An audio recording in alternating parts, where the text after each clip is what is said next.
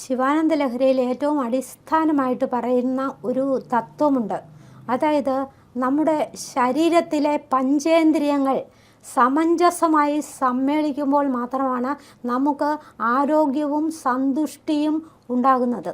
ജീവിതത്തിൽ സന്തുഷ്ടിയും ആരോഗ്യവും ഉണ്ടാകുന്നത്. ആ ആരോഗ്യവും സന്തുഷ്ടിയുമാണ് ജീവിതത്തിൽ ഏറ്റവും പ്രധാനമായി വേണ്ടത്. പിന്നെ നല്ല ജീവിതവും. അതിനാണ് മനുഷ്യൻ അതോടൊപ്പം തന്നെ ഭക്തിയുടെ ആനന്ദം. ആ ഭക്തിയുടെ ആനന്ദത്തിൽ മനുഷ്യൻ നിറയുക.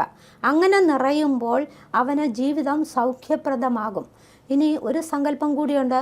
അതായത് നമ്മുടെ ശരീരത്തിൽ ഏതാണ്ട് 112 ചക്രങ്ങളുണ്ടെന്നാണ് പറയുന്നത്. അതിൽ 23 ചക്രങ്ങൾ ഉണർന്നാൽ ഒരു മനുഷ്യന് ഏറ്റവും സന്തോഷത്തോടു കൂടിയും എല്ലാ ഐശ്വര്യത്തോടു കൂടിയും ഈ ഭൂമിയിൽ ജീവിച്ച് മരിക്കാൻ കഴിയും എന്നാണ് പറയപ്പെടുന്നത്. അപ്പോൾ ശിവാനന്ദ ലഹരി എന്ന് പറയുന്ന കൃതിയിലെ മൊത്തം ഇതിവൃത്തം നാം എടുത്താൽ ഈ പ്രപഞ്ചത്തിൽ മനുഷ്യൻ ആയുരാരോഗ്യ സൗഖ്യങ്ങളോടെ എങ്ങനെ ജീവിച്ചു മരിക്കാൻ കഴിയും എന്നാണ് ആ കൃതി വ്യക്തമാക്കുന്നത്.